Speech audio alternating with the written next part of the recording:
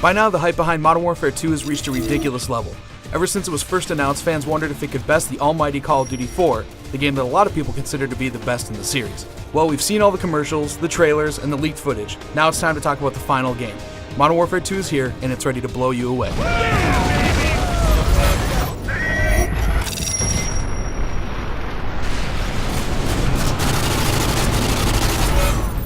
Let's get one thing out of the way first. This game is gorgeous. The graphics are a substantial leap over Call of Duty 4, with even the multiplayer visuals trumping the single-player offering from last time around. The levels are filled with more detail and effects, both single-player and multiplayer levels showcase a larger emphasis on height and terrain variation, and the open environments themselves are beautiful.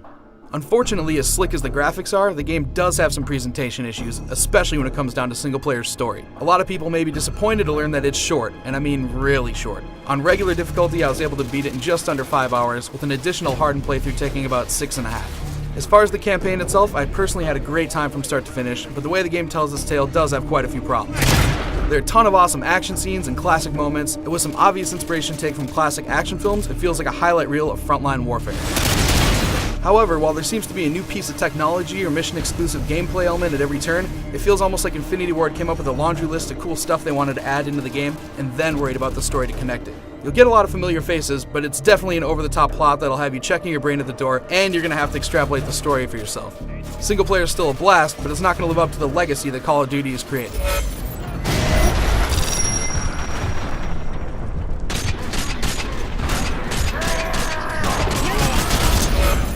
When you get down to it, this is the same great Call of Duty gameplay you know and love. Thankfully, they've done away with a lot of the issues too, such as running into enemies that are infinitely respawning until you move forward, and those annoying where-do-I-go moments that COD4 often had. Your computer-controlled comrades can still be a little dumb at times, blocking your way through a door or cutting off your line of sight, but that's still a pretty small complaint. Most of the AI, both enemy and friendly, is much more improved over the last Modern Warfare. Single player may be sure a lot of potential for expansion in this mode. And of course, there's also multiplayer, which is hands down the biggest part of this game. I'm a seasoned Modern Warfare player, and let me tell you, the multiplayer is more balanced and fun to play than it was in Call of Duty 4. There are way more unlockables, and you're constantly being rewarded for playing the game. You'll find more weapons, a huge list of gun attachments and perks, and each perk now includes a new pro mode that acts as a secondary function once you unlock it. Death streaks are going to help newbies feel not quite so dominated, though seasoned players are barely even going to notice them, and all those worries about it screwing up balance should be tossed out the window straight away.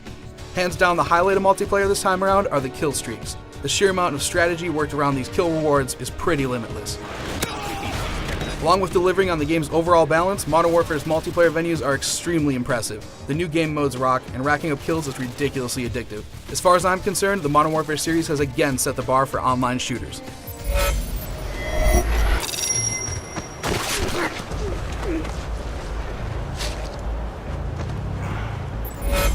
When you look at the total package, Call of Duty Modern Warfare 2 is an awesome experience all around. Multiplayer is a serious improvement over the already impressive COD4 design, Spec Ops allows for some great co-op action, and the single-player campaign is filled with some very entertaining scenarios, despite the fact that more work needs to be done on storytelling and developing the franchise's cast.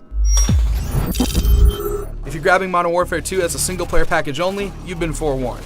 For everyone else, Infinity Ward's latest epic is a must-own offering.